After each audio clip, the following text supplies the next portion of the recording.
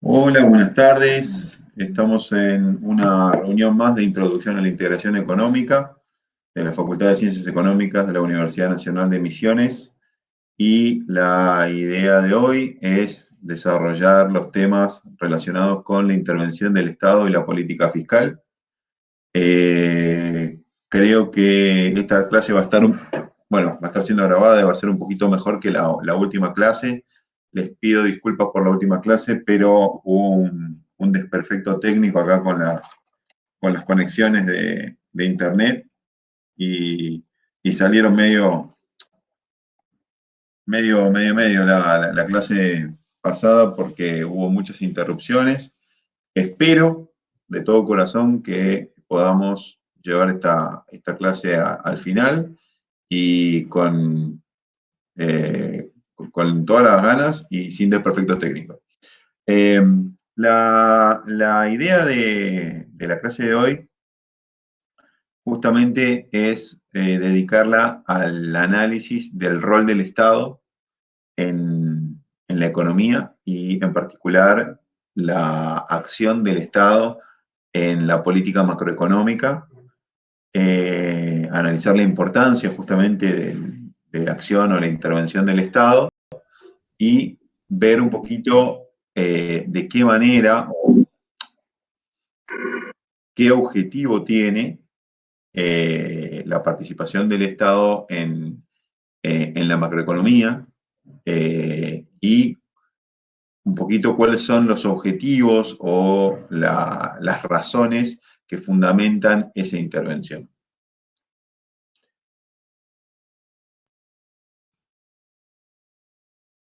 Bien, una preguntita, ¿se está viendo las diapositivas? ¿Se está escuchando? Si me mandan un ok por el chat, yo sigo.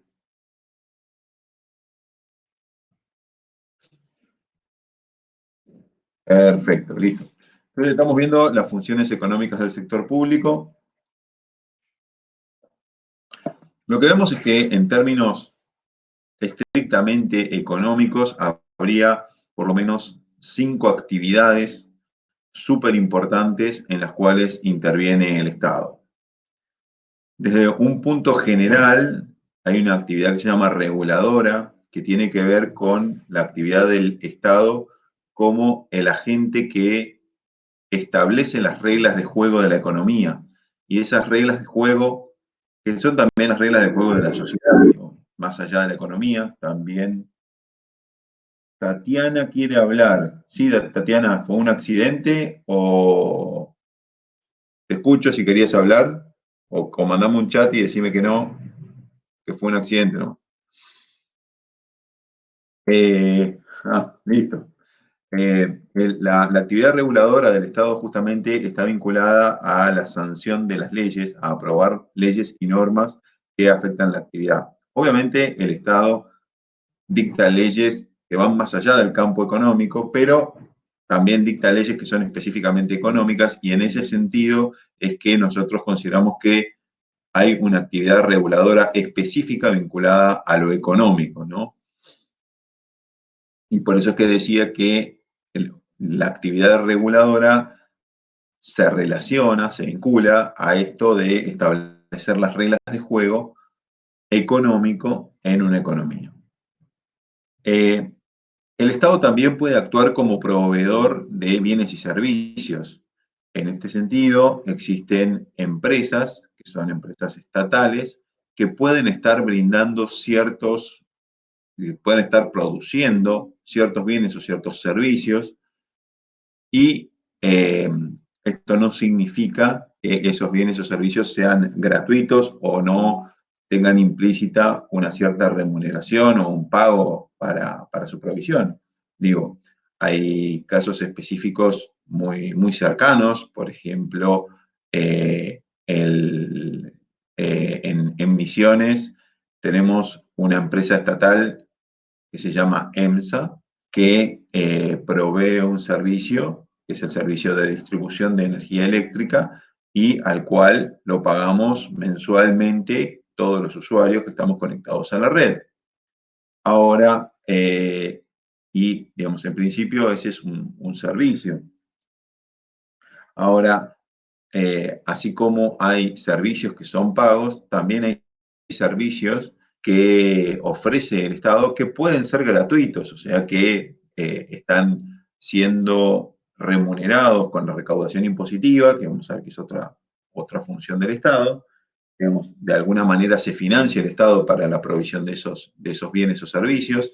Y, por ejemplo, estoy hablando en particular de algunas actividades culturales que realiza el Estado misionero en el centro del conocimiento, en particular las, el menú de oferta cultural que canaliza a través del teatro en cuanto a oferta lead, digamos, de música y en todo, en un montón de géneros. Y digamos, las entradas, si bien hay que reservarlas en este momento, son gratuitas, o sea, uno no paga nada por disfrutar de un espectáculo de un gran nivel cultural y musical. Este, como vemos, el Estado puede estar actuando como proveedor de ciertos bienes y ciertos servicios.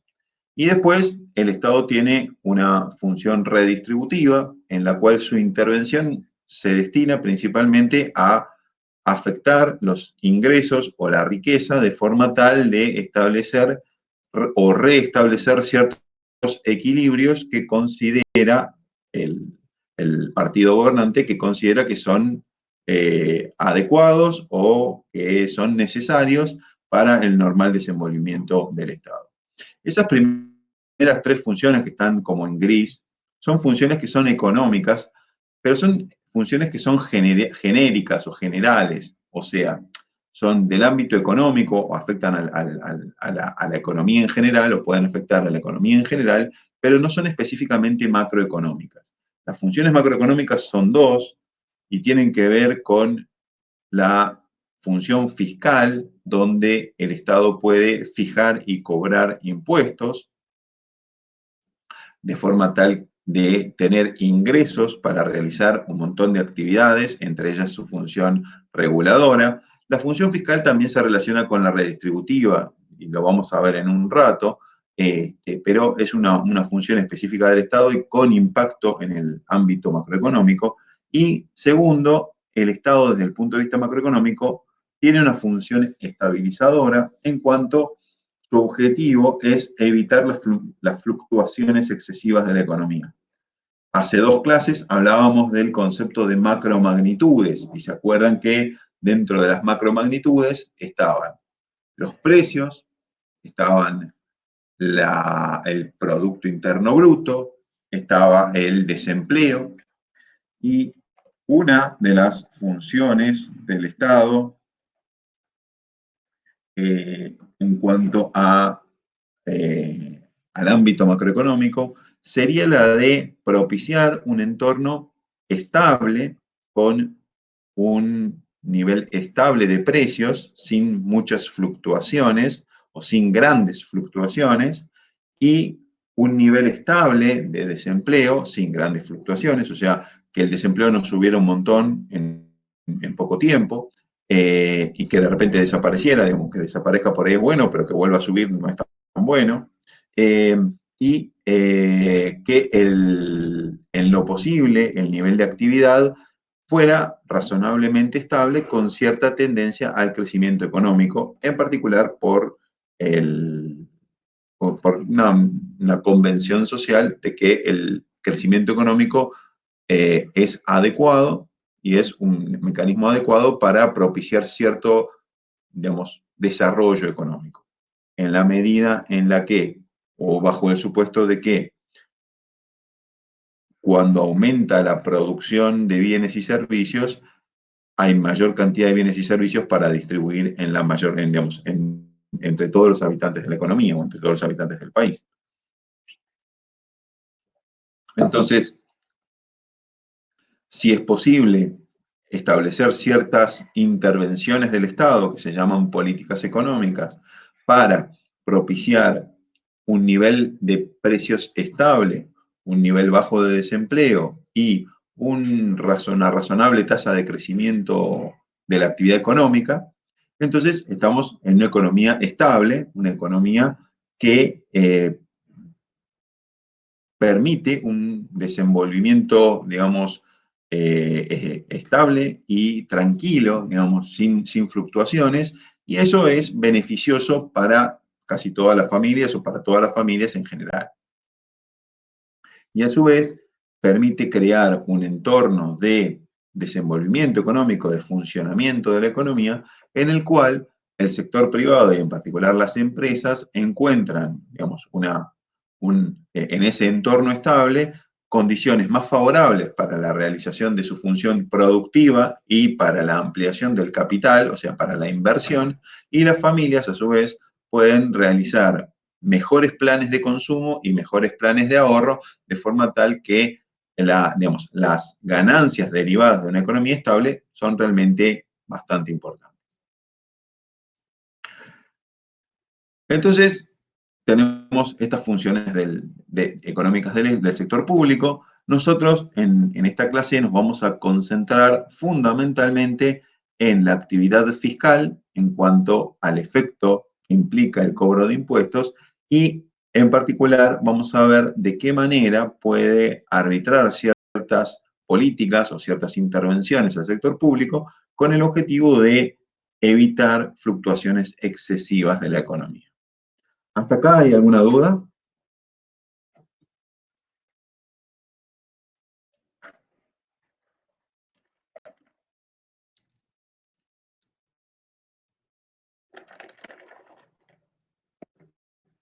¿Podemos seguir con la clase?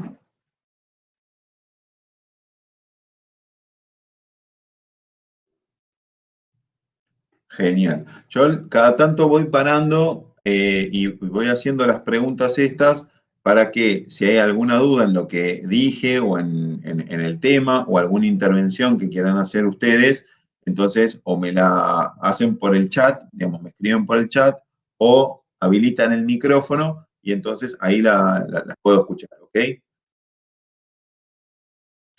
Seguimos entonces. ¿De qué hablamos cuando hablamos de la actividad fiscal del Estado? En particular, lo que hablamos, a lo que nos referimos, es a la actividad impositiva o al cobro de impuestos. Entonces, es bueno saber cómo se clasifican estos impuestos o de cómo son estas intervenciones impositivas, cómo son estos impuestos. Los impuestos son imposiciones del sector público a los individuos, que pueden ser a las familias o a las empresas. Entonces lo que vemos es que el Estado grava impositivamente, le cobra impuestos tanto a las familias o a los consumidores, a los agentes consumidores, como a las empresas o a los agentes productores. Y en este sentido, estos agentes económicos, los consumidores y los productores o las familias y las empresas, pagan un monto de dinero que se relaciona con cierto acto económico. Ahora, ¿cuáles pueden ser los actos económicos? Bueno, por ejemplo, puede ser, un acto económico puede ser el consumo. A veces cuando o sea, no es a veces, cuando nosotros compramos bienes en un negocio, estamos realizando un acto económico, una compra.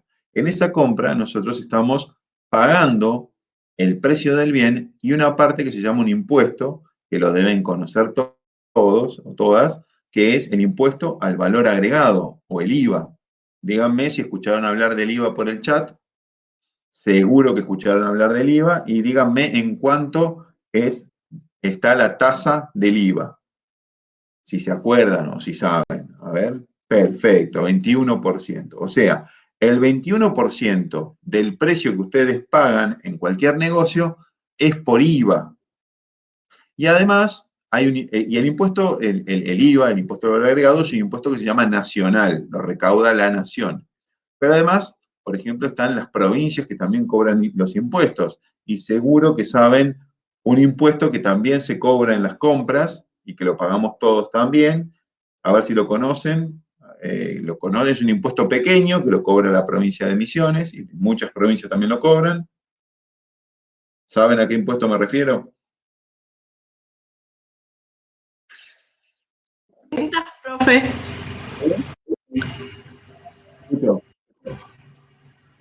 ¿Qué impuesto? E ingreso bruto, perfecto, Camila, exactamente, ingresos brutos. El impuesto a los ingresos brutos también es un impuesto que se cobra en un acto económico. ¿Y en qué acto económico? En el acto económico, en todos los actos económicos que impliquen una transacción, una venta, por ejemplo. Y se grava esa transacción con un impuesto, una alícuota del ingreso bruto.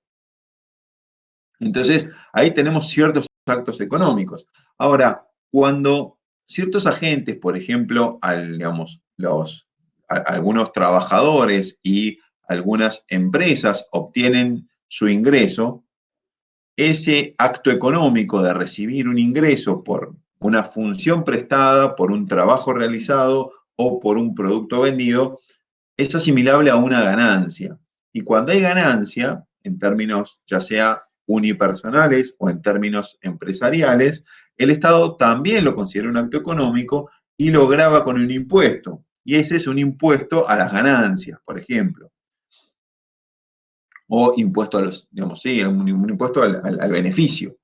Entonces, en ese sentido, hay otro acto de impositivo por un acto económico, ¿no? Hay una imposición, un pago de dinero asociado a un acto económico.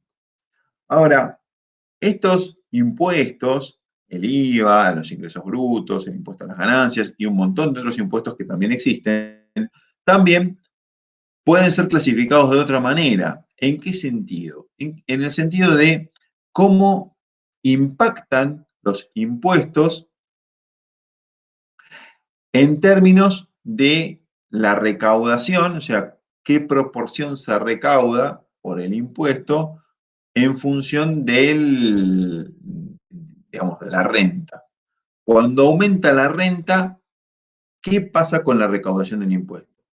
Y aquí puede pasar que cuando aumenta la renta, aumente la cantidad recaudada, en ese sentido, o sea, se recaude con un porcentaje cada vez mayor. En ese sentido, tenemos un impuesto o sistema impositivo progresivo. Por otro lado, tenemos una situación en la cual cuando aumenta el nivel de renta, el nivel de ingreso, se recauda cada vez un porcentaje menor, y en ese caso tenemos un sistema o un impuesto regresivo. Y después tenemos una situación intermedia en la cual cuando aumenta la renta, el el impuesto recauda una parte proporcional, o sea, proporcionalmente recauda un porcentaje constante de la renta, independientemente de su nivel. ¿Esto qué quiere decir? En un sistema progresivo, los ricos pagarán, o digamos, tal vez, no, por ahí los ricos uno lo visualiza en términos de la cantidad de renta acumulada o de riqueza acumulada. Pero, digamos, quienes tienen un mayor nivel de ingreso pagan porcentajes mayores, digamos, un sistema progresivo, y en un sistema regresivo, curiosamente, los pobres, o digamos, las personas de menor nivel de ingreso, pagan una parte más importante de la que pagan los ricos. Esto no significa que pagan más impuestos los pobres que los ricos. En general, los ricos pagan muchos impuestos. Sin embargo, si uno lo normaliza en términos de la renta que recibe cada uno o del ingreso que recibe cada uno, en un sistema regresivo, proporcionalmente, quienes tienen menores niveles de ingreso terminan pagando una mayor proporción. ¿Qué quiere decir esto? Digamos que del 10%, del 100% de la renta, en un sistema progresivo, un rico pagará el 30% y alguien que tiene menos ingresos paga el 10%. ¿Eso qué significa? Que quienes tienen mucho ingreso pagan una proporción mayor y a su vez una mayor cantidad. Ahora, en un sistema regresivo ocurriría por ahí al revés, que una persona que tiene un alto nivel de ingreso pague un 10% y una persona que tiene un bajo nivel de ingreso pague un 20%. A veces pagan al revés.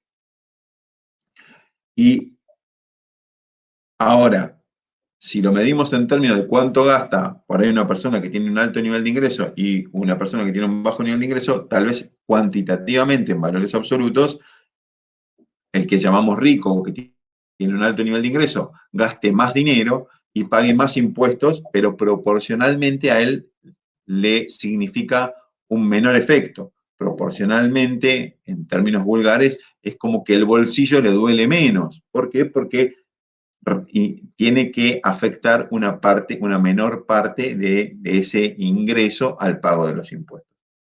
En todo caso, en la clase práctica hacemos un pequeño ejemplo de esto que estoy explicando. Lo voy a hablar con Flor para mostrar en números esto que estoy justamente señalando ahora, ¿no? Estoy explicando el tema de un impuesto progresivo y un impuesto regresivo y un impuesto proporcional, cómo impactan cada uno de ellos.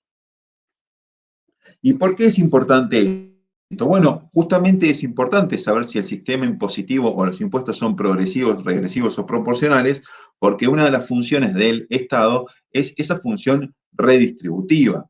Y entonces la pregunta es, ¿cómo se redistribuye la renta? ¿Cómo se redistribuyen los ingresos? En un sistema progresivo, lo que ocurriría es que la renta se distribuye desde los que tienen más ingreso o más riqueza hacia quienes tienen menos ingreso o menos riqueza. Lo curioso es que en un sistema regresivo ocurre al revés. Quienes tienen menos nivel de ingreso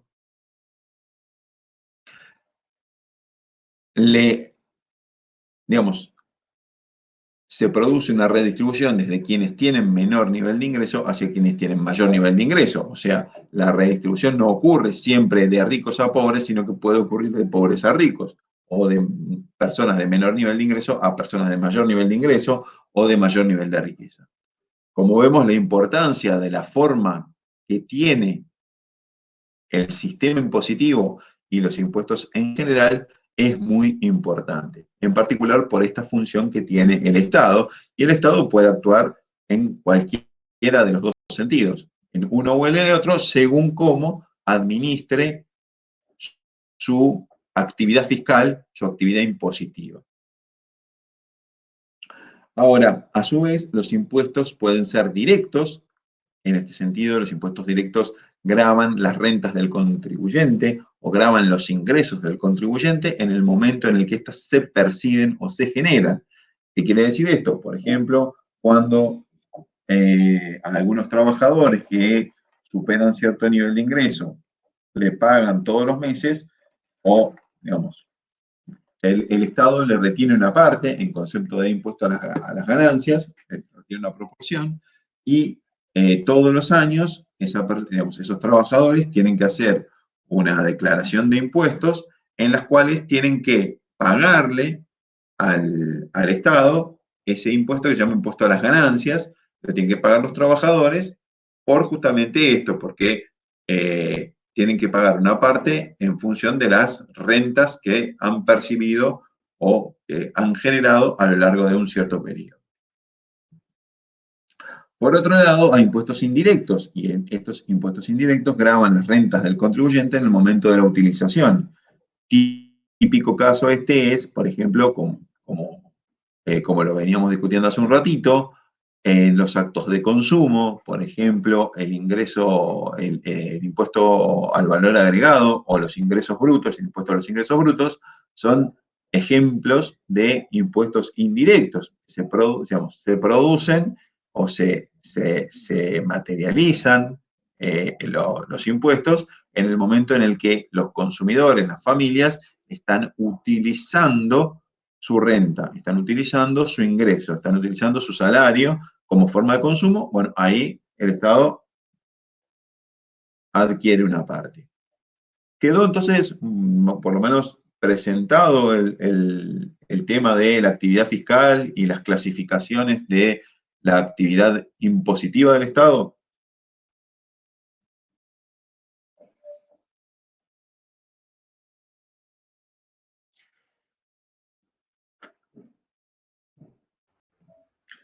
Camila, sí. Perfecto. Seguimos entonces. Como les decía, la actividad fiscal también se relaciona con la actividad redistributiva. ¿Por qué? De alguna manera, para poder hacer esta actividad redistributiva, el Estado tiene que tener la capacidad de redirigir una parte de la renta, de redirigir una parte de los ingresos. En ese sentido, la actividad redistributiva o como parte de la actividad redistributiva, el Estado puede realizar transferencias.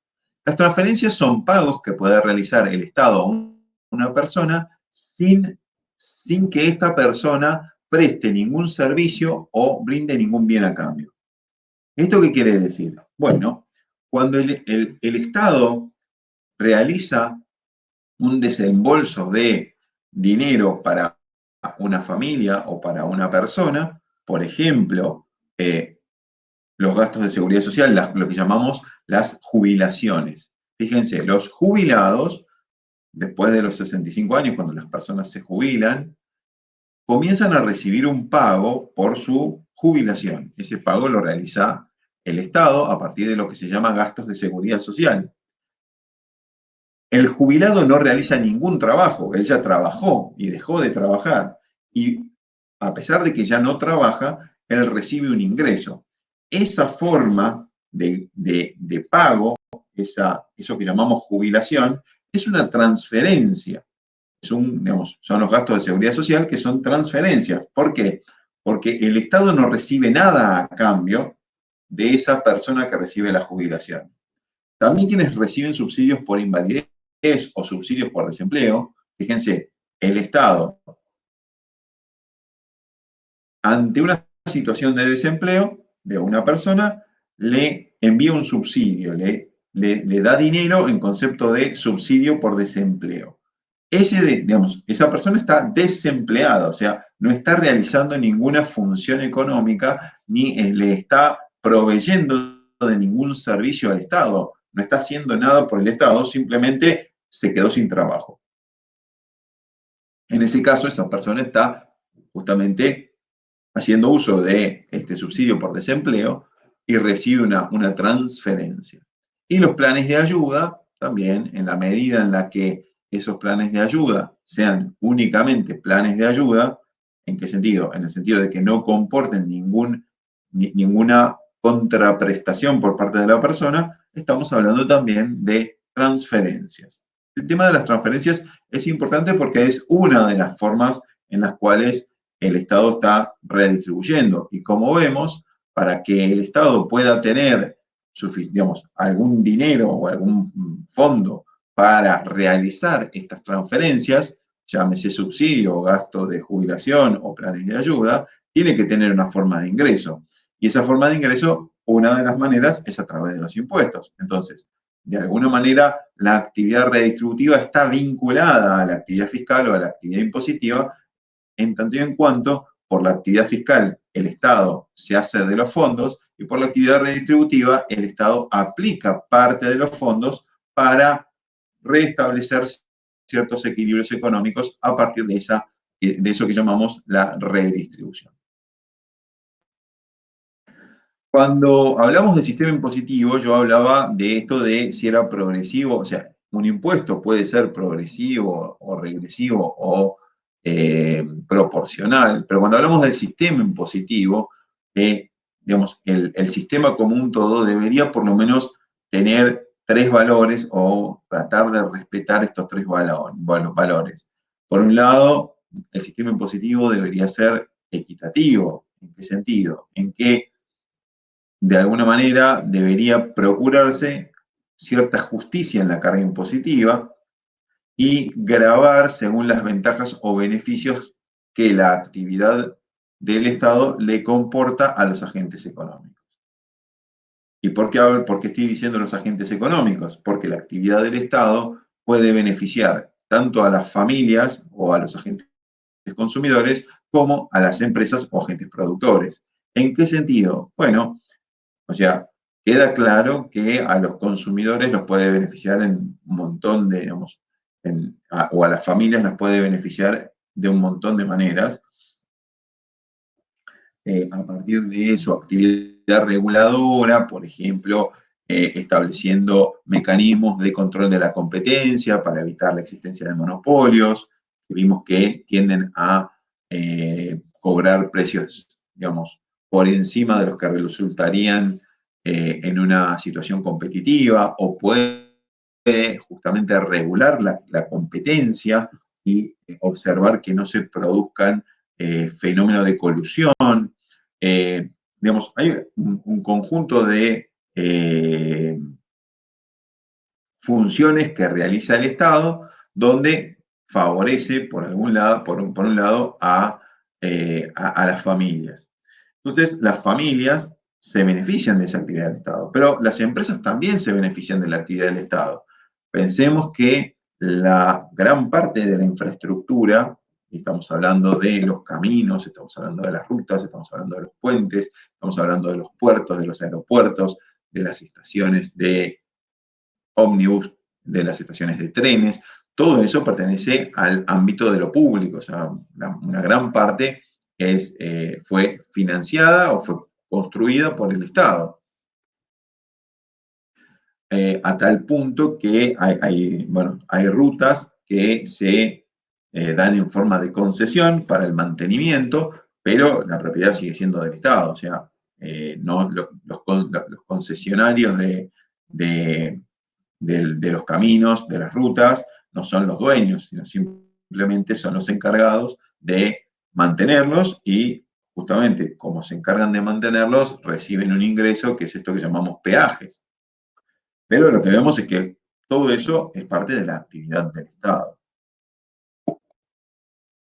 En ese sentido, la actividad del Estado beneficia a los agentes económicos, familias o empresas, y como reciben ciertos beneficios, como son beneficiarios por la actividad del Estado, deberían pagar algo. La cuestión es que deberían pagar, o lo equitativo sería que pagaran, digamos, en proporción o de una manera relacionada a los beneficios que obtienen por parte del Estado.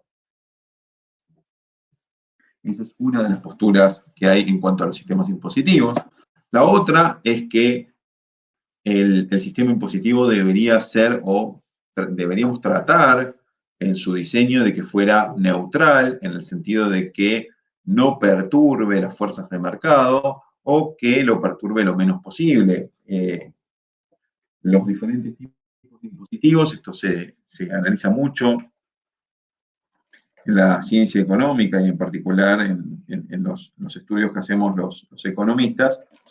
Los diferentes tipos de impuestos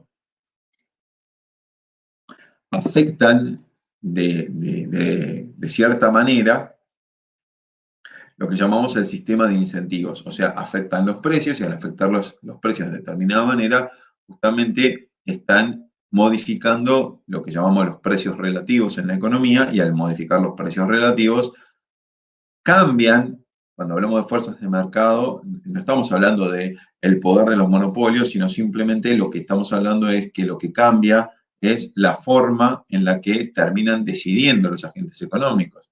Y en este sentido, quienes deciden en gran parte son, por un lado, los consumidores, las familias, y por el otro lado, las empresas, los productores. Entonces, si el sistema impositivo tiene una fuerte influencia en el sistema de precios, lo más probable es que esté afectando los sistemas de decisión de las personas en general, digo, de los consumidores y de los productores, y en ese sentido no sea neutral. Existen ciertos impuestos o ciertas formas impositivas que propician la neutralidad, que son más neutrales, pero que tienen otras consecuencias tal vez redistributivas. Entonces, digamos, cuando uno diseña un sistema impositivo, tiene que estar velando por esto. Por un lado, por lo equitativo, por la equidad, por ver que existan pagos en proporción a los beneficios que se obtienen del Estado, y por el otro, que digamos, tienda hacia la neutralidad en la medida de que afecte lo menos posible. Vean que no decimos que no afecte, sino, bueno, que se afecte lo menos posible. Indudablemente la no afectación es bastante difícil, pero bueno, habría que analizarla, ¿no es cierto? Un sistema impositivo, además de ser equitativo y de ser neutral, debería ser simple. En este sentido, su aplicación no debería plantear excesivas dificultades, debería poder entenderlo cualquier persona. Cuando uno analiza un sistema impositivo, si tiene que, básicamente, contratar a una empresa de contabilidad o una consultoría de contabilidad para que le haga la liquidación de impuestos, indudablemente estamos ante un sistema impositivo que es cualquier cosa menos simple, porque tenemos que contratar a un profesional para que haga una liquidación impositiva. Curiosamente, en Estados Unidos se respeta bastante el sistema de la simplicidad o esto de la simplicidad. De hecho, muchas personas realizan sus propias liquidaciones impositivas sin pasar por los profesionales de ciencias económicas. En la Argentina eso es bastante difícil y salvo que uno tenga un grado académico de contador, la liquidación de impuestos es una cuestión bastante complicada, ¿no? Llámese el impuesto a las ganancias o llámese las cargas sociales, o sea, los impuestos vinculados a la actividad laboral son realmente bastante complejos, hasta el punto que la mayor parte de las veces se requiere la participación de un profesional. En ese sentido, el sistema impositivo argentino no es tan simple o no respetaría tal vez esta cuestión de la simplicidad, ¿no? Ahora, equidad, neutralidad y simplicidad serían las características que sería conveniente que tuvieran los sistemas impositivos y bueno, en función de ellas podemos realizar cierto análisis de cuál es el rol o cómo se materializa ese rol fiscal de el Estado en la economía. Cuando hablamos de la intervención, ahora, digamos, ya vimos cuáles son las funciones, ya las describimos, profundizamos en las funciones macroeconómicas y vamos a empezar a adentrarnos en esa función que es la de estabilizar la economía. Entonces, respecto de esto, digamos, de la intervención del Estado con este objetivo, lo que podemos distinguir es que existen por lo menos tres grandes escuelas con posiciones realmente diferentes. Eh, por un lado tenemos la economía clásica, digamos, la economía que se forma al principio, digamos, cuando que se gesta con la redacción o con la publicación de ese libro de Adam Smith. Está básicamente en la fundación de la economía. Es Adam Smith, David Ricardo, Robert Malthus, incluso Marx, John Stuart Mill, pertenecen a lo que llamaríamos los clásicos de la economía. Los clásicos de la economía concebían una economía que funcionaba como un mecanismo de relojería, o sea, prácticamente funcionaba por sí sola, ajustaba por sí sola. Si había algún tipo de desequilibrio, el funcionamiento de esto que llamábamos las fuerzas del mercado, es decir, el funcionamiento de los agentes económicos por sus propias decisiones, harían ajustar a la economía hacia una situación de equilibrio. Y en ese sentido, para que esto funcionara, para que se produjera ese ajuste, podríamos llamarlo natural, porque era natural para los clásicos, tenían una visión bastante biológica de la economía, ¿no? Que funcionaba como un sistema vivo.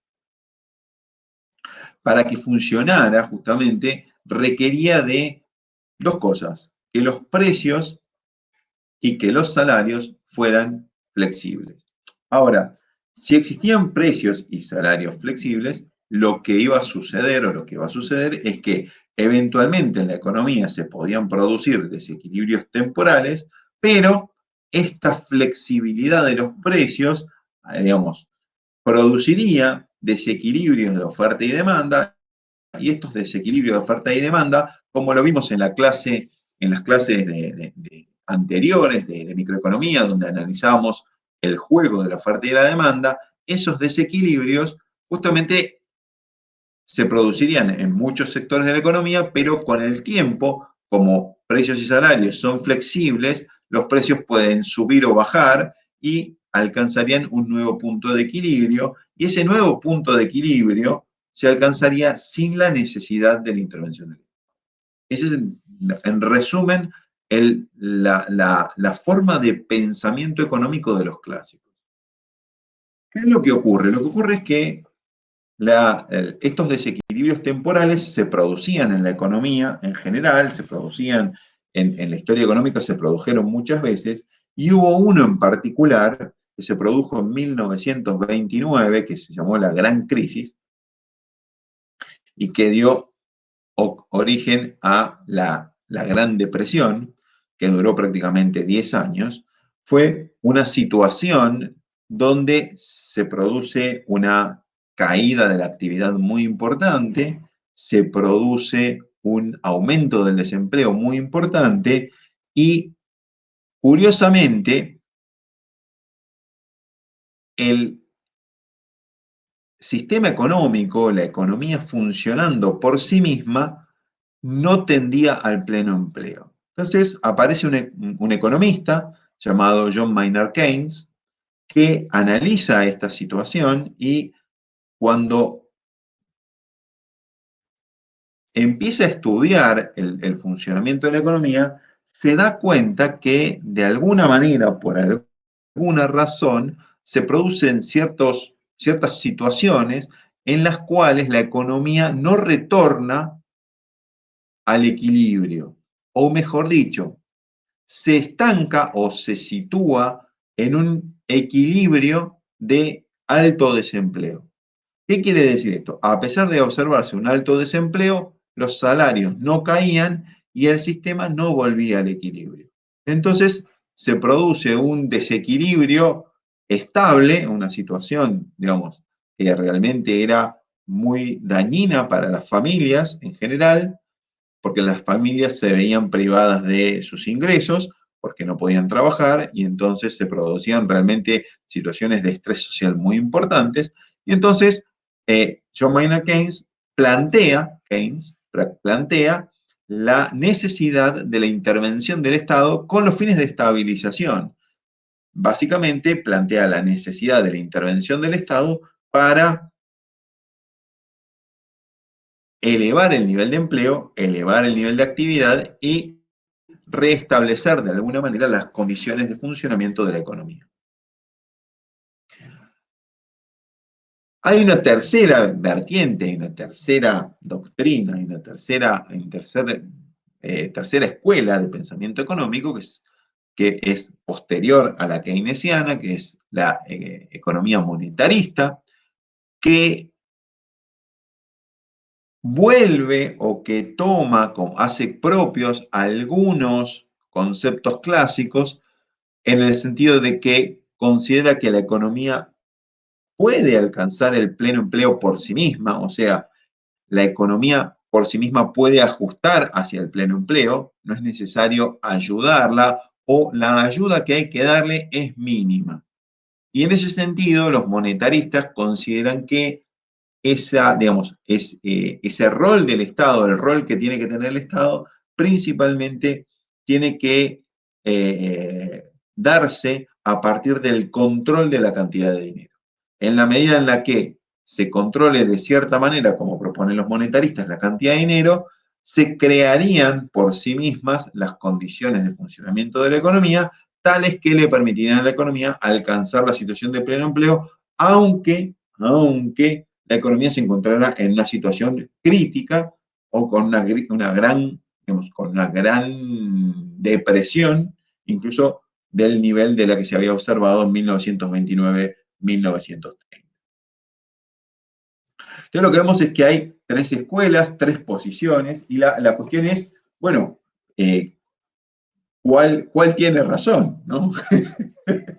eso, eso estaría muy bueno, tratar de saber cuál de ellos tiene razón. ¿A ustedes qué les parece?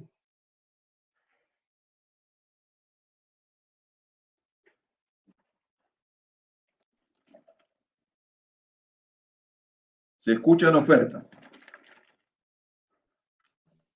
¿Alguien se anima?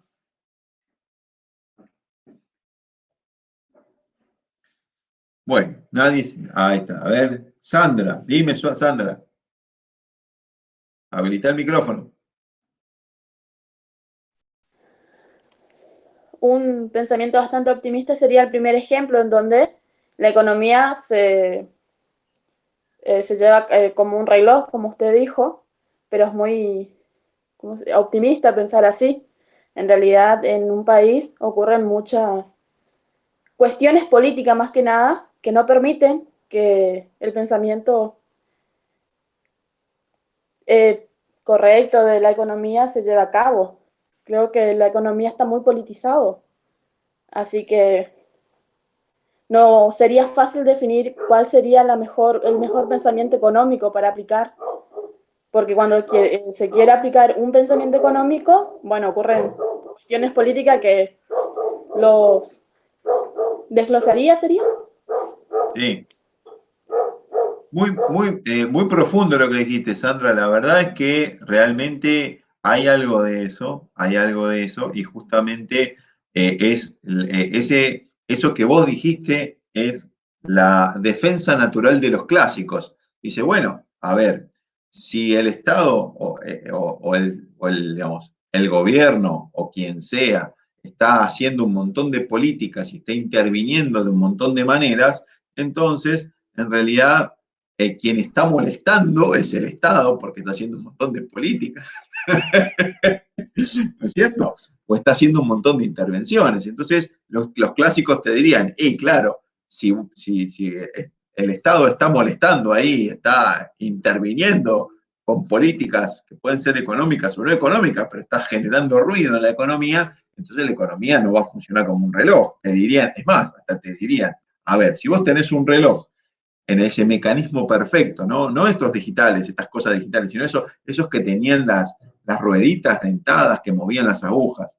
Y vos tenés un reloj que funciona perfecto, es un reloj suizo, pero un Rolex tenés. Ahora lo abrís y le tirás arena, y claro, obviamente no va a funcionar esa cosa.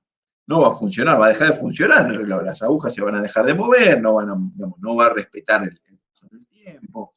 Y eso básicamente te diría un clásico. Y hay algo de eso, digamos, es cierto. Y en parte justamente Keynes, cuando analiza la economía, si bien no lo expresa en esos términos que lo expresaste vos, pero él dice, bueno, mira, hay algunos precios y en particular el salario que no es lo suficientemente flexible. Él no dice por qué, digamos, Keynes no dice por qué, o digamos, no abunda en el por qué los salarios no son suficientemente flexibles, pero digamos que lo toma como un dato. Es como decir, bueno, es como planteaste vos, Sandra, así, bueno, mira, si resulta que el sistema político está afectando a la economía de esta manera, entonces tenemos que tener en consideración cuál es el rol del Estado, cuáles son las intervenciones que realiza el Estado y diseñar una política económica, te diría Keynes o te diría un keynesiano, acorde a esto. Ahora, yo te puedo asegurar que ni a los clásicos, ni a los keynesianos, ni a los monetaristas, ni a nadie en general, les gustaría una intervención excesiva en el Estado. Es decir, como ejemplo, ninguna de estas escuelas, ni los clásicos, ni los keynesianos, ni los monetaristas, son comunistas, o sea, son personas que digan que el único que tiene que intervenir en la economía y el único que tiene que realizar actividad económica es el Estado, ¿no es cierto? Pero, digamos, son posiciones. Y lo cierto es que la posición clásica fue puesta en duda y fue puesta en crisis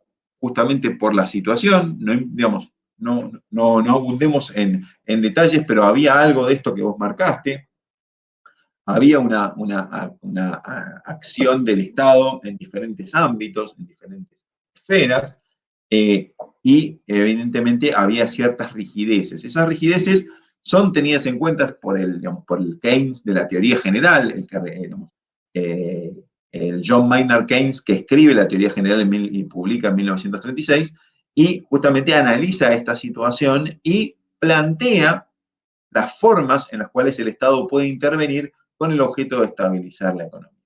Obviamente, digamos, la pregunta de si uno es clásico, uno es keynesiano, uno es monetarista, no se responde a priori, y Sandra, en ese sentido, estuviste muy bien en tu explicación, felicito. Ahora, lo que uno tiene que decir es, mirá, si yo veo una situación, y ahí tenemos que ir a la economía y tenemos que analizar cómo está funcionando la economía. Si yo veo una situación donde el Estado interviene poco, entonces lo más probable es que si yo aplico una forma de pensar clásica, mis razonamientos sean muy parecidos a lo que yo observo en la realidad y me sirva, digamos, las enseñanzas de la economía clásica. Ahora, si yo estoy en una economía donde hay precios y salarios que son inflexibles, o sea, no se respetan los supuestos clásicos, entonces lo más probable es que los clásicos no me sirvan y yo tengo que utilizar otros mecanismos. Y tal vez tenga que implementar análisis keynesianos. O sea, diseñar políticas basadas en las enseñanzas keynesianas.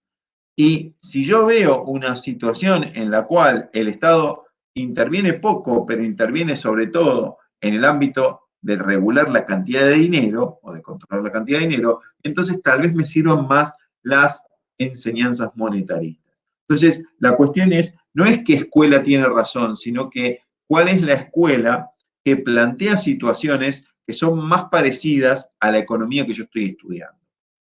¿Ok? Digamos, uno no debería ser clásico keynesiano o monetarista por sí mismo, ¿no? Por sí, sino que cuando uno estudia economía, uno tiene que ver la realidad, ver la realidad económica, cómo está funcionando, y en función de cómo funciona la economía, ver qué enseñanzas son las que más le sirven para el diseño de políticas con el objeto de mejorar, digamos, el funcionamiento o mejorar el bienestar de la población. Ahora, cuando hablamos de intervención, ya esto es independiente de la escuela, lo que vemos es que el Estado puede intervenir con diferentes objetivos. Y por un lado puede realizar digamos, una intervención con objetivos microeconómicos, por ejemplo, implementando políticas, implementando medidas para fomentar la eficiencia, o sea, para que se produzca más utilizando menos recursos, o promover la equidad, o, por ejemplo, solucionar fallas de mercado, o sea, ver que los monopolios no cobren precios desmedidos o que exista cierta razonabilidad en las tasas de ganancia. Digamos, ese tipo de intervenciones se realiza obviamente a través de normas, a través de leyes, y son intervenciones en el ámbito de la microeconomía. ¿Qué quiere decir? Que afectan a un sector productivo, o sea, a un conjunto particular de empresas, las afecta de una determinada manera.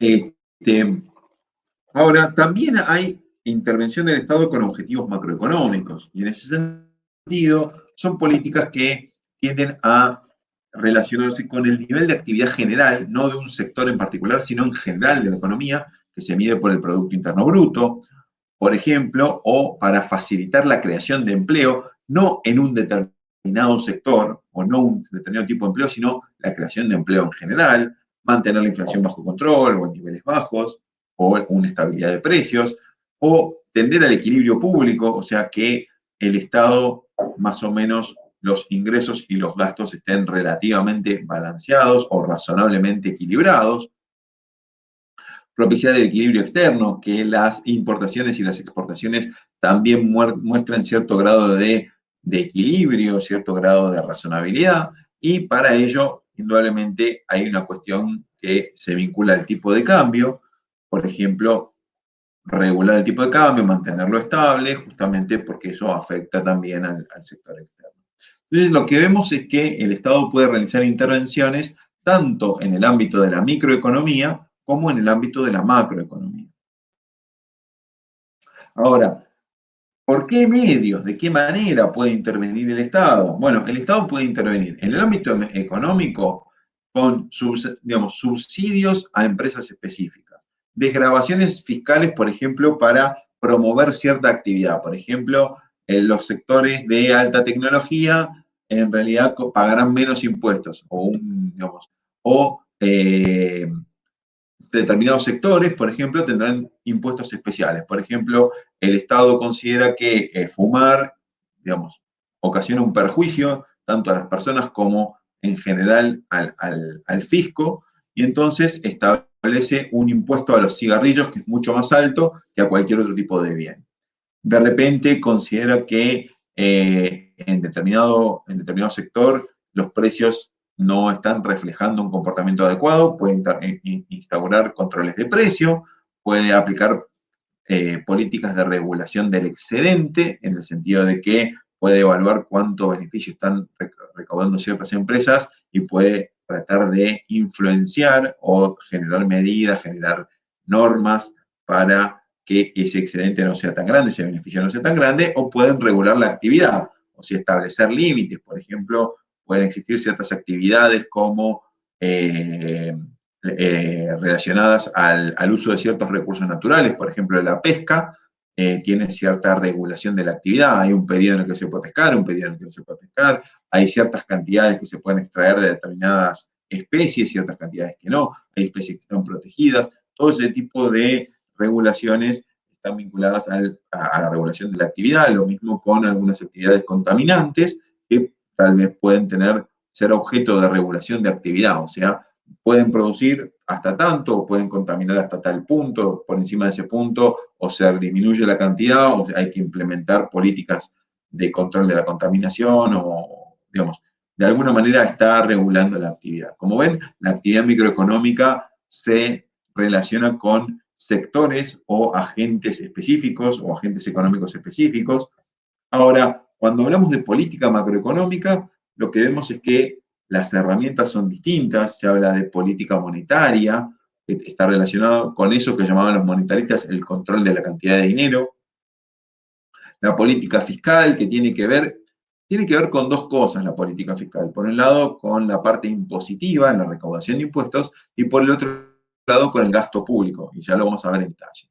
La política cambiaria, o sea, la regulación del tipo de cambio, cuál es el tipo de cambio digamos, que le conviene a la economía. La política comercial, cómo se comercia, y cuando hablamos de política comercial no se relaciona con el comercio hacia adentro, sino con el comercio exterior, ¿no? Eso es lo que se entiende por política comercial.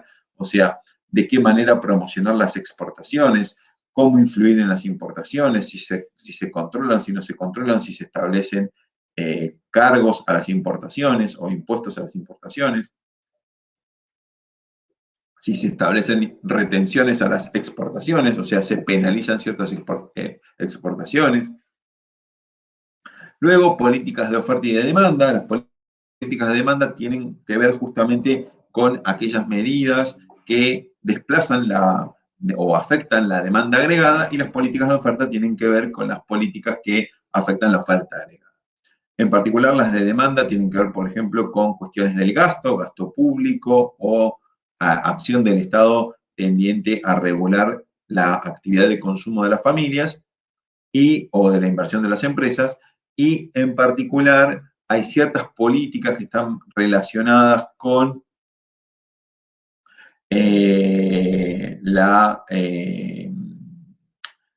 con el empleo, con el nivel de empleo, que justamente son las políticas de oferta y tienden a influir sobre la oferta, y obviamente cada una de estas políticas tendrá digamos, un efecto particular. Nosotros las que vamos a ver ahora justamente, bueno, esto yo las acabo de describir, este resumen es el que acabo de hacer, ¿no? De la monetaria, tiene fines de estabilización del ciclo económico, se instrumenta a través del control de la tasa de interés, controlando la cantidad de dinero e influyendo en la tasa de interés. La política fiscal, que tiene fines distributivos en cuanto a la producción de bienes públicos, afectando a la producción de bienes privados y afectando las decisiones de consumo e inversión, lo dije hace un ratito. La política comercial, que tiene justamente como fin establecer cierto equilibrio entre los intercambios con el exterior, la política cambiaria que estabiliza el tipo de cambio y tiene, digamos, una importante función de estabilización también en el ciclo económico y en particular en el argentino, y las políticas de oferta que tienden a promover la producción de ciertos bienes y servicios a través de incentivos al empleo, a la producción o a la mejora tecnológica. Todos esos afectan la curva de oferta. Ahora, cuando hablamos de las políticas de demanda, es necesario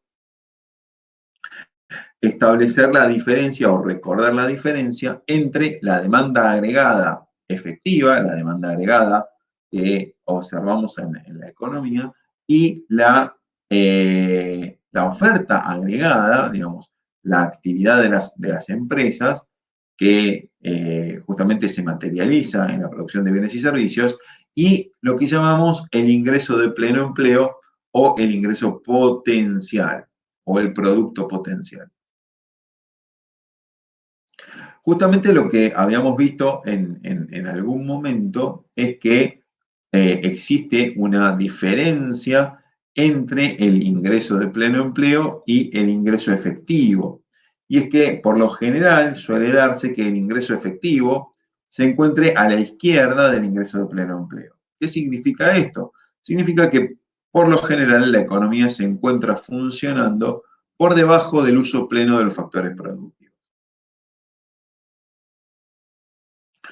Ahora, ¿qué función macroeconómica desempeñaría el Estado? Bueno, al Estado le interesaría, de alguna manera, que la economía alcanzara el equilibrio con pleno empleo. ¿Y para qué le interesaría esto? Bueno, fundamentalmente lo que busca es que se observe digamos, un uso pleno de los factores productivos, pero en particular lo que ve es la contracara de este fenómeno, y la contracara de este fenómeno es que al usar plenamente el factor productivo, los factores productivos y en particular el factor productivo trabajo, o sea, al haber un uso pleno del trabajo, del factor trabajo, lo que tenemos es una tasa de desempleo muy baja que llamamos en una clase anterior la tasa de desempleo friccional.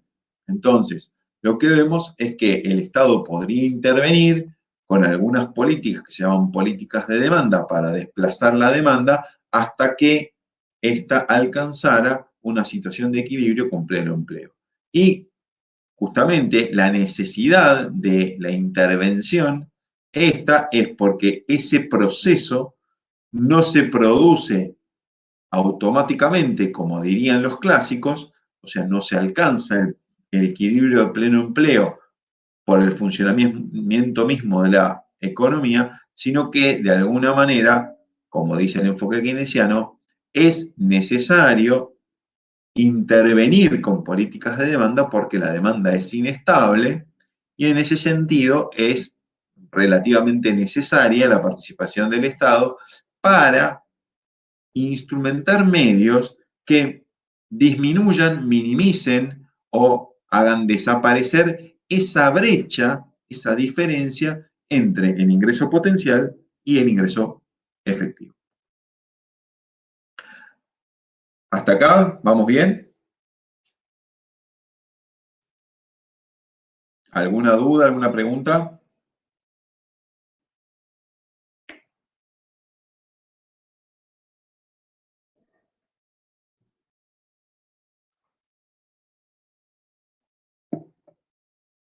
Bueno, si no hacen pregunta, sigo. ¿Cómo obtenemos matemáticamente una aproximación, una estimación de la brecha de producción? Bueno, con esa formulita que está ahí, se calcula el ingreso potencial, ¿sí? O el ingreso de pleno empleo o el producto potencial, que se calcula suponiendo que la economía funciona justamente con el uso pleno de los factores productivos, tanto del factor capital como del factor trabajo, y luego se calcula el ingreso efectivo. Ese ingreso efectivo lo calculamos como el Producto Interno Bruto medido, eso que habíamos visto en la clase de macromagnitudes. Entonces, en economía calculamos esto, el ingreso potencial, que es un número teórico. Luego calculamos o estimamos a partir de las estadísticas públicas el ingreso efectivo y hacemos esta operación. Hacemos ingreso potencial menos el ingreso efectivo, a ese valor lo dividimos por el ingreso potencial y lo multiplicamos por 100. Y eso nos da una brecha en términos porcentuales que cuanto mayor sea, nos va a decir que hay una mayor cantidad de recursos ociosos. O sea, cuanto mayor es ese número, cuanto más grande es ese porcentaje, más lejos está la IE, el ingreso efectivo, está más lejos del ingreso potencial. Bien. Si me aguardan un segundito, que tengo que atender un trámite, ahí ya vuelvo a la clase.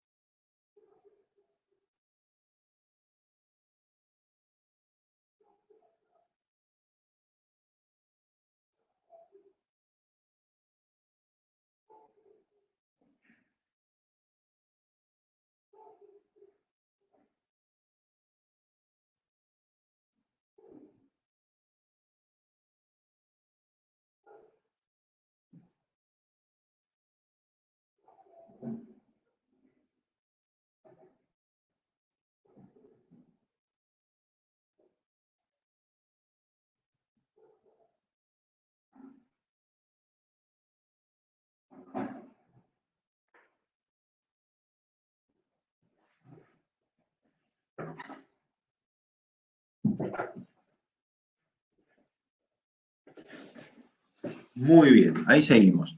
Bien, ¿alguna pregunta respecto de esto de la brecha de producción, del ingreso potencial e ingreso efectivo?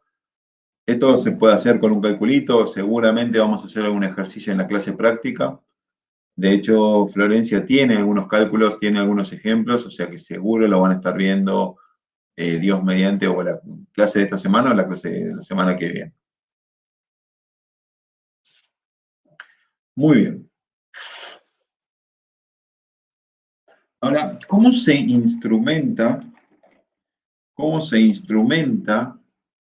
una política de demanda?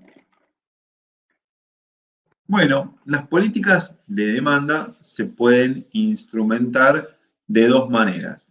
Por medio de la política fiscal, es decir, afectando o variando el gasto público y los impuestos o los impuestos, ¿sí? Si yo afecto el gasto público, estoy implementando una política fiscal. Si yo varío los impuestos, estoy implementando una política fiscal. Y ese tipo de políticas donde afecto el gasto público o cambio los impuestos impactan en la demanda agregada.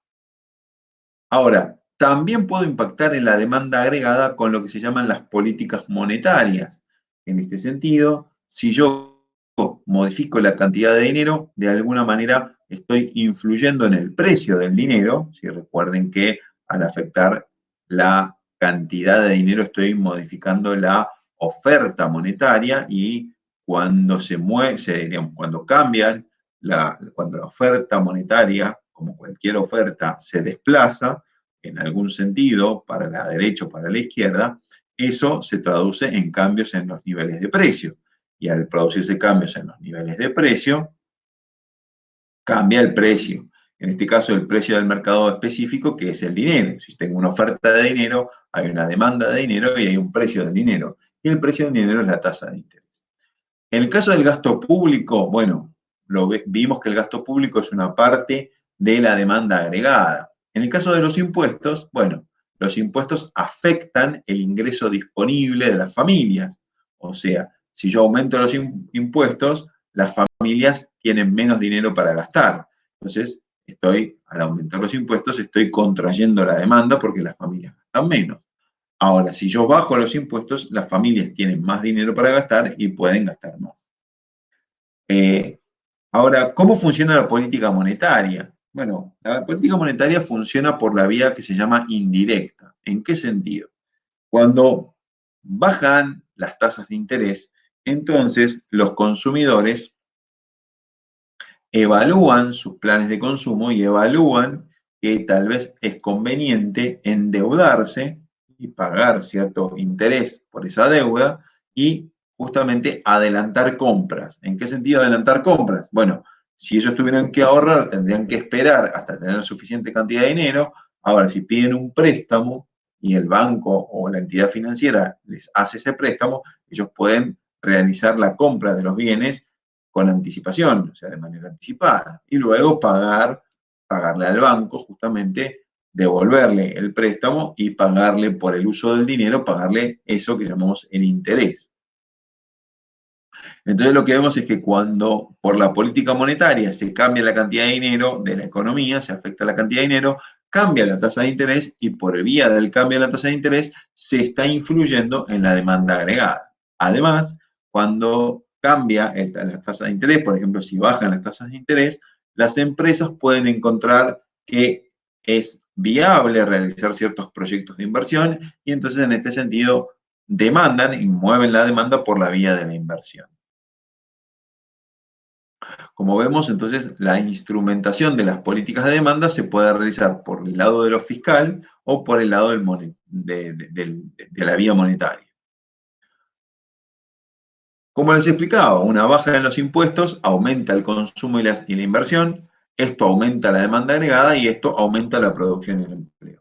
Como vemos, el mecanismo de transmisión de la baja impositiva es hacia el aumento del consumo y la inversión y el desplazamiento hacia la derecha de la demanda agregada.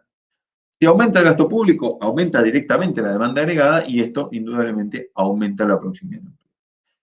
Esto que llamamos baja de impuestos o aumento del gasto público, en términos económicos, se llama política fiscal expansiva, porque lo que busca es expandir, hacer crecer el nivel de actividad y el nivel de empleo.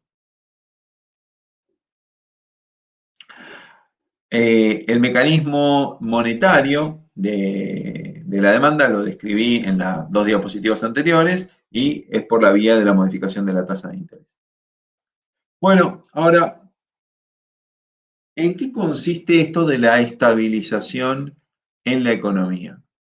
Básicamente, en lo que consiste la estabilización en la economía es en diseñar medidas, establecer medidas de forma tal que actúen en el sentido de, digamos, volver al equilibrio o volver a cierta situación económica y neutralizar un efecto. Por ejemplo, podría suceder que en un momento, déjenme volver dos diapositivas anteriores, por ejemplo, que la demanda cayera desde DA1 hasta DA0, o sea, que cayera por alguna razón, no importa por qué, que cayera la demanda agregada por un shock económico, no importa qué, como la crisis de la depresión, ¿no? La de 1929, una caída de la demanda agregada, y entonces aumenta mucho el desempleo, porque hay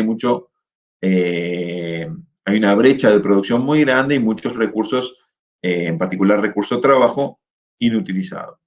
Entonces, ante esta situación, el gobierno podría decidir instrumentar políticas discrecionales. ¿En qué sentido? Podría, digamos, armar proyectos de obra pública, podría armar proyectos de empleo, podría hablar programas de transferencias o podría armar programas de tipo de cambio impositivo, o sea, digamos, bajarle o aumentar el tipo de cambio, digamos, hacer un juego con el tipo de cambio, de forma tal de promocionar o propiciar la instalación de empresas exportadoras, por ejemplo, para aumentar la producción interna. Entonces lo que vemos es que puede haber políticas discrecionales. ¿En qué consisten las políticas discrecionales? Consisten en medidas que se toman al efecto, o sea, medidas que se toman ad hoc. Se observa un problema y entonces para compensar el problema, para hacerlo desaparecer o para hacer volver a la economía a una situación de equilibrio, el Estado implementa una política. Pero tiene que hacerlo. ¿Qué quiere decir? Que ante el problema, ante la detección del problema, el Estado adopta una medida, instrumenta una medida y la implementa, y al implementarla, después de implementarla, comenzarán a verse los efectos. Todo esto implica ciertas demoras. Primero, se demora en detectar el efecto. ¿En qué sentido se demora? En el sentido de que yo no puedo detectar aquello que no mido. Entonces, de alguna manera, lo que tengo que ver es medir, digamos, realizar una medición. Esta medición la realiza, por ejemplo, el INDEC. Por ejemplo, mide los precios todos los meses. Ahora, yo no sé cómo se comportaron los precios el día de hoy. Yo puedo saber cómo se comportaron el mes pasado. Como ven, por ejemplo, hay una demora de un cierto periodo. En el caso del desempleo, bueno, pasa algo parecido. Yo siempre estoy viendo el desempleo que pasó, o sea, el desempleo del mes anterior. No estoy viendo el desempleo de hoy, de lo que, digamos, la situación del empleo en la fecha de hoy, sino que siempre estoy viendo una fecha anterior. Y para detectar tendencias, o sea, para ver cómo se está comportando una serie económica, no me alcanza con ver un solo mes. Yo tengo que ver 3, 4 meses para atrás. Entonces, la detección de un problema en la economía puede demorar 2, 3, 4, 5 meses o 6 meses, dependiendo el fenómeno. Ahora, si yo detecto un problema hoy, tengo que ponerme a diseñar una política, todo eso toma tiempo. Y si la tengo que diseñar, una vez que la diseño, la tengo que hacer aprobar o por la Cámara de Diputados o por algún ministerio, alguien la tiene que aprobar. Todo ese diseño y todo ese proceso de aprobación también consume tiempo. Entonces, lo que vemos es que tenemos demoras por el lado de la detección, demoras por el lado de la instrumentación. Entonces, las políticas discrecionales presentan esas características, en el sentido de que, bueno, requieren mucho tiempo de detección y de instrumentación. Ahora, también hay lo que se llaman mecanismos de estabilización automático. ¿Qué son los mecanismos de estabilización automático? Son medidas que realiza que se realizan automáticamente en el sistema económico sin la necesidad de que haya que diseñar o que aprobar la medida. Y en este sentido, hay una que es muy, digamos, eh, muy tradicional, o la más convencional, es la del subsidio por desempleo. Si se instaura un sistema de subsidio por desempleo, pensemos eh, pensemos cómo es la situación sin subsidio y con subsidio. En el caso de que no exista el subsidio, una persona que deja de trabajar automáticamente no puede realizar ninguna función de consumo, salvo usar sus ahorros hasta que se le acaben, pero digamos, no puede consumir, no puede digamos, comprar bienes y servicios. Entonces, si esa persona que está afectada por una situación de desempleo, que antes trabajaba y ahora por alguna razón dejó de trabajar, entonces durante un tiempo va a estar sin ingreso y al estar sin ingreso consumiría lo mínimo posible para no afectar tanto sus ahorros o dejaría de consumir, lo cual es bastante poco probable, digamos. Pero lo cierto es que el consumo se resentiría o disminuiría mucho, por lo menos en lo que hace a esa persona o ese conjunto de personas desempleadas. Ahora, si se instrumenta un sistema de subsidios al desempleo, lo que hace el Estado es que cuando uno automáticamente recibe el telegrama de despido o por alguna razón queda sin empleo, lo que hace es se presenta ante una oficina pública, declara su condición de desempleado y a partir de ese momento comienza a recibir un ingreso que no necesariamente es igual, seguramente es un poco menor al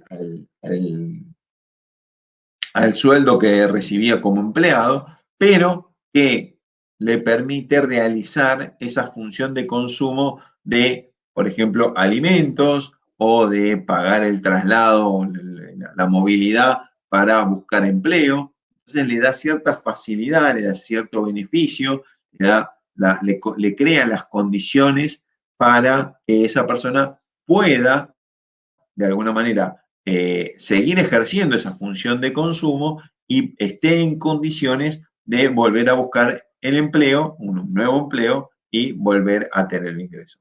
Automáticamente, cuando es registrado en el sistema como empleado de una nueva empresa, ese subsidio al desempleo desaparece y la persona vuelve a disfrutar de un ingreso, pero un ingreso que es ingreso laboral, y entonces lo que vemos es que el impacto en el consumo o en la función de consumo, la función social de consumo, desaparece o se minimiza, se hace más pequeño el efecto negativo del desempleo.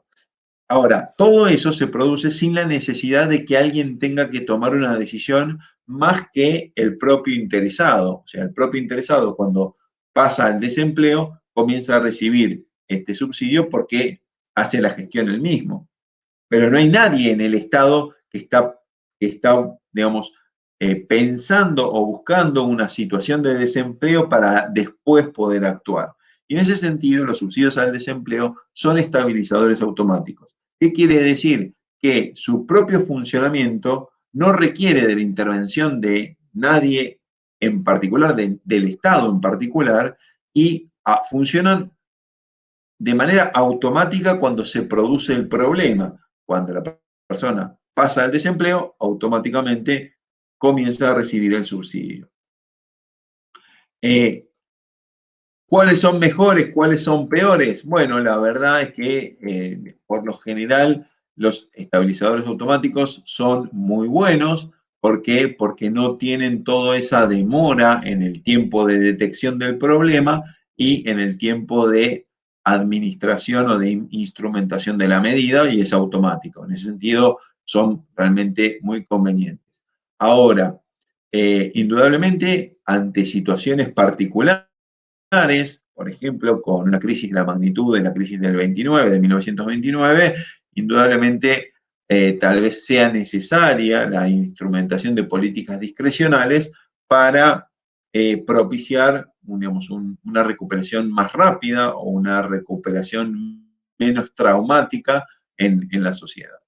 Muy bien, con esto hemos terminado la clase del día de hoy o los temas que se relacionaban con la función del Estado en la economía, en particular en el ámbito del sector público, y quedo abierto a preguntas, a ver si hay alguna pregunta o algún tema que quieran repasar de la clase de hoy o de clases pasadas.